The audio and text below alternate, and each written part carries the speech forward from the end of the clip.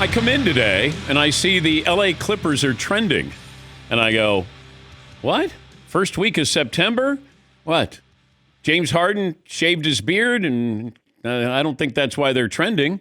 And then I realize they're trending for a bad reason. Pablo Torre. Pablo Torre Finds Out podcast, Meadowlark Media, and The Athletic and contributor to Pardon the Interruption. All right.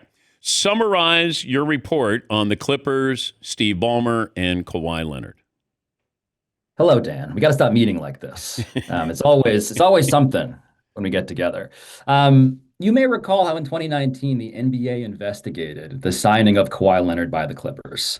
This was the Uncle Dennis story, him asking for all these sweeteners, these side deals. This was the Lakers, the Raptors, very mad. Lots of teams very mad. NBA investigates, says this is a cardinal sin, salary cap circumvention, but they find nothing. Today, we have given something, I dare say, to anybody who cares about this stuff. And the stuff here is kind of wild. This is a story that started because of a company called Aspiration, which no one really remembers, in fairness. But they had signed some of the most famous people in the world to be endorsers. Leonardo DiCaprio, Drake, Robert Downey Jr., Cindy Crawford, Cindy Crawford's daughter. All people who endorsed this climate change company that planted trees to zero out your carbon footprint, like good guys, only for those same good guys to have since been embroiled in what has been concurrent Department of Justice and SEC investigations that have resulted in guilty pleas by one of the co-founders of the company, a prominent Democratic politician and donor named Joe Sandberg, who happens to have also been a buddy of Steve Ballmer. And Steve Ballmer, in this story, we establish and report using over 3,000 documents and 7 sources from inside the company, put in $50 million of his own money into Aspiration. Very long windup. I apologize for taking so long. Here's the punchline. The endorsement deal that was the biggest, that Aspiration signed, given all those A-list Avengers, happened to be Kawhi Leonard. $28 million, more than 4 times the rest of the celebrity roster combined. And the kicker, you might argue, is that he didn't do anything. It was a no-show job, did nothing, wasn't obligated to do anything, which we can explain if you want. But the point being, it was a secret deal that no one knew about until now. NBA have anything to say yet? Not yet.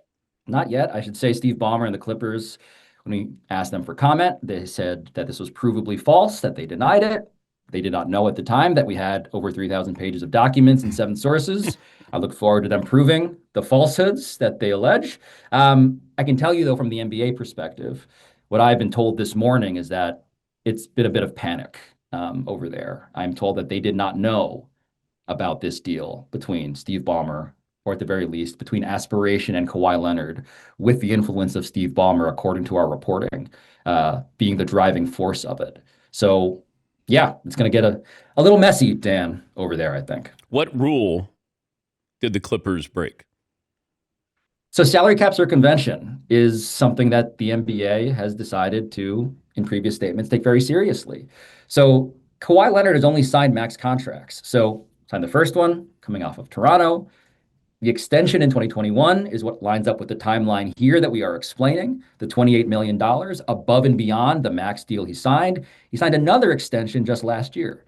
And so the thing here is, and this is, I think, a bit of the character study, Steve Ballmer is the richest owner in all of sports in the world. He's the 6th richest man on the planet. And so if you know anything about how the Clippers have operated, right? The Intuit Dome, a building, as he says, built in his own image for hardcore basketball fans like him, using personal, private money, no taxpayer funds. He is a guy who's expanded his front office, hired a zillion people because that is uncapped. You can spend all of the money on that. But the most important thing this hardcore basketball fan needed, of course, taking over the team from noted bad guy Donald Sterling, is a franchise superstar. And so the rule alleged to have been broken here is that cardinal rule. You got to stay within the salary cap for your actual players.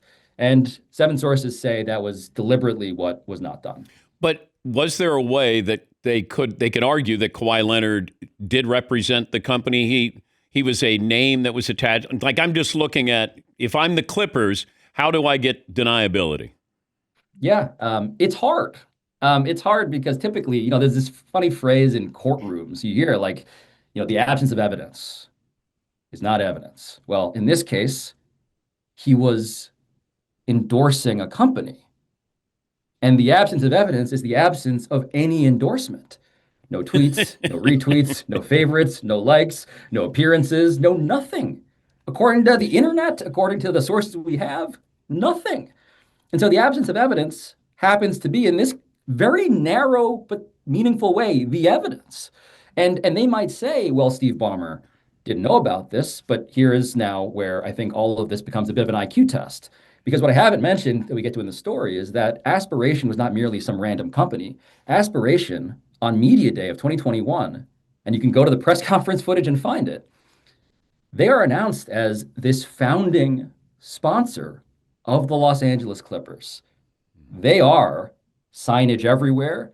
Back of your courtside seat says Aspiration. Dan, they were going to get the jersey patch.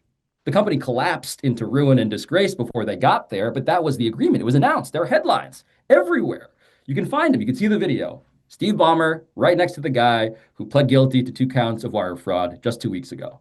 So you can say we didn't know about this, but then the IQ test is, and this is another bit of reporting, then why, and this is according to the sources who are on tape, the one source we have who agreed to go on tape with voice modulation because of the federal investigations that are ongoing and concurrent, um, in their experience, Uncle Dennis was calling as the company was declining and unable to pay its bills, was calling saying, pay us.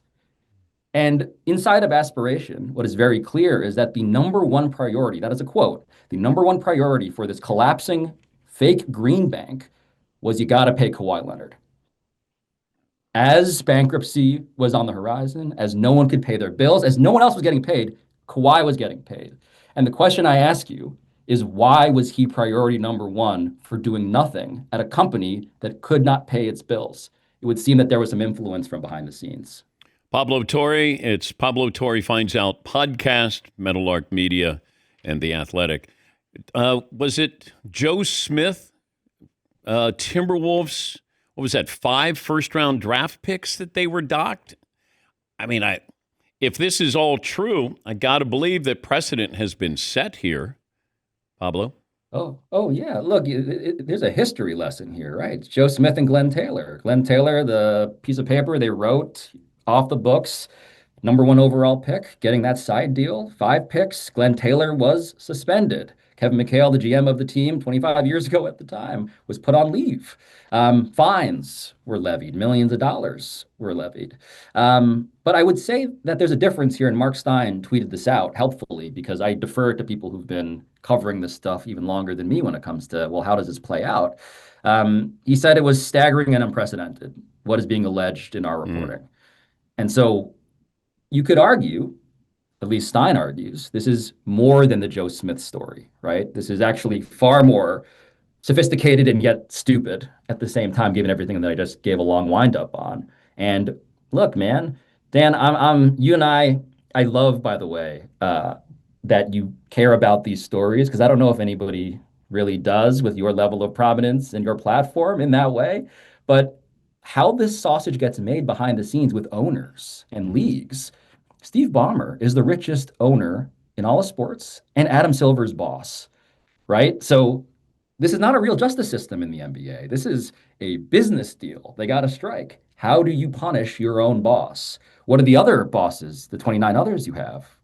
What do they have to say about it? It's a fascinating parlor game, what the punishment ends up being.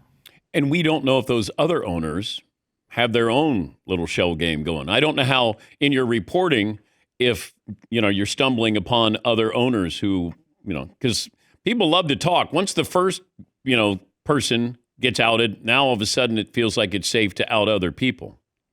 Yeah. The difference here, and by the way, it's funny, like my tip line has never been more used by enemies of Jalen Brunson, right? Like look into that one, right? As well as, James Harden. And all Is these there other something rumors in from there the with past. Jalen Brunson?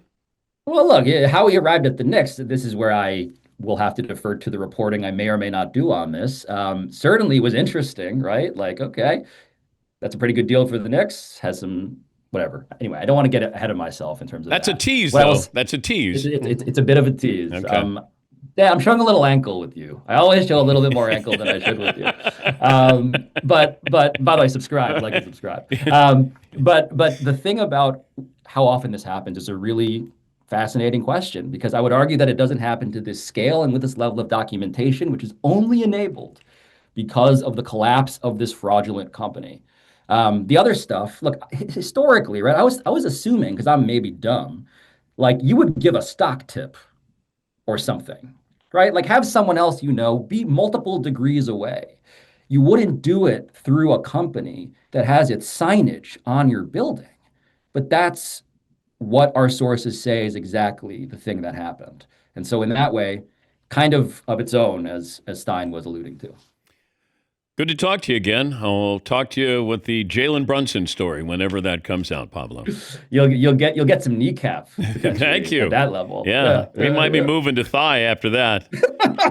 Thank you, Pablo. Pablo Torre. Thank you, Dad. Pablo Torre Finds Out podcast, Meadowlark Media, The Athletic, and contributor to Pardon the Interruption.